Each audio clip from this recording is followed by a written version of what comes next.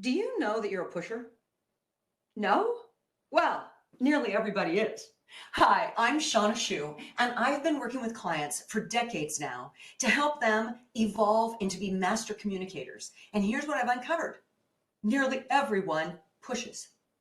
Okay, envision, if you will, Oregon, countryside, tall green trees, beautiful pastures, not a house inside except for mine. Now envision also, if you will, a nearly 200-pound pig. Okay, his name is Herbert the Hogster. Now he's tame and he's friendly and he's wonderful, and he gets to roam free on my property with his best friend, Chester the goat, or how we affectionately call him, Chester. So one day, the front door was open, which I didn't realize, and Herbert that Hogster saw an opportunity. So in he went into the house, probably looking for, I don't know, people food, cat food, dog food. Just so you know, pigs aren't picky.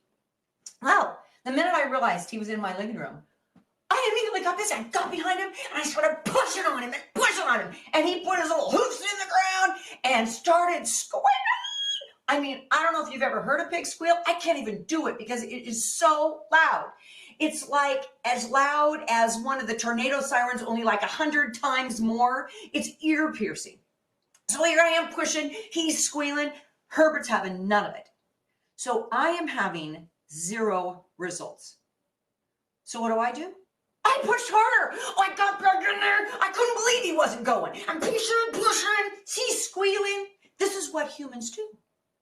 When it's not working, sometimes we just do it more or faster or harder in a frenzy. But here's the truth. You can't push a pig. People don't like it either.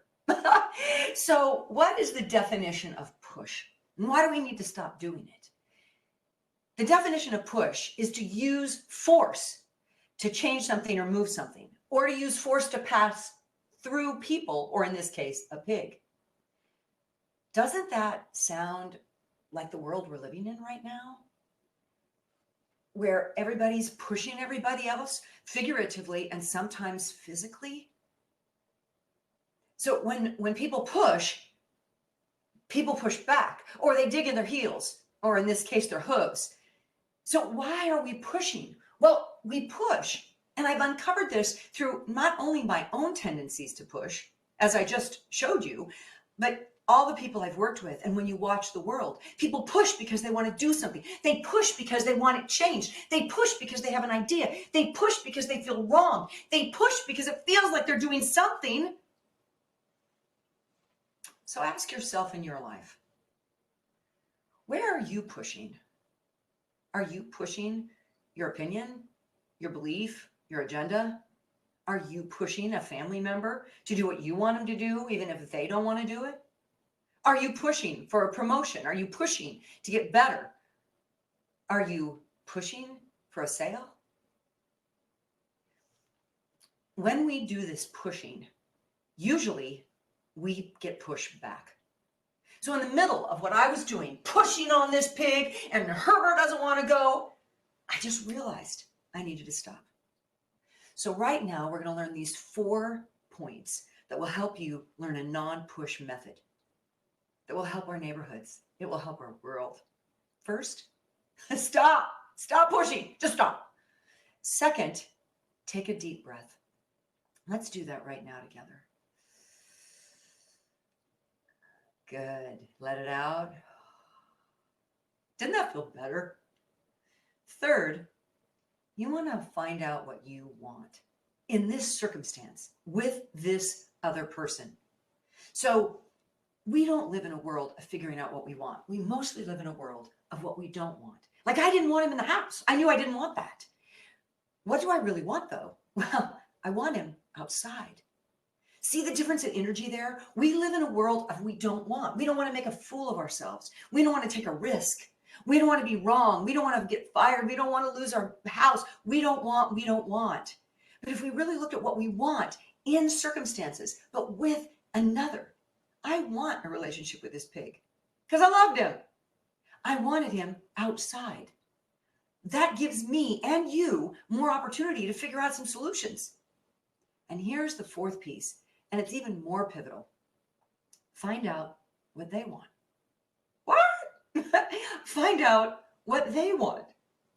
You know, in my work with clients, I find out that what most of us are doing, and what most everyone does, is we tell. This is one thing that we do. We tell people. We tell them what we're thinking. We tell them where to go. We tell them what we want. We tell. And you hear yourself saying, I told them. Why didn't, well, I don't know. I told them. Or let me tell you this. We're telling all the time. The other thing that we do is we sell. We're selling all the time. We're selling ourselves. We're selling our ideas. We're selling. And these are things that are kind of pushy. Yes. Not that we shouldn't, but what if the new way to do it is that we ask? What if we ask? Find out what they want. So in this instance, when I'm in the middle of all this chaos and I stopped, I took a breath, I realized what I wanted, which was to have a relationship or to get this pig. I wanted him outside. I just went and filled a bowl with food. Then I went outside the door, and I started shaking that bowl, making all kinds of noise. Come on, baby, come on, Herbie. And here's what happened. He just trotted right out the house. It was a miracle. All because I decided to use a non-push method. Now, I have animals in my life because they bring me joy, laughter, lessons. And you know, I didn't ask them if they wanted to come live with me, and I never asked them how they wanted to live. And they adapt. But sometimes, both physically, verbally in this case, they let me know their preferences. And then I have an opportunity to adapt. I get clearly that my mission in life is to learn these lessons and then share them with others, because this is the way that we alter and change our world, is when we change. And prior to this big instance, even though I knew it in my mind, I really didn't have a path or a process. And now I do, and so do you. 1, we stop. Just stop for a minute. Number 2, take a breath. Let's do it one more time.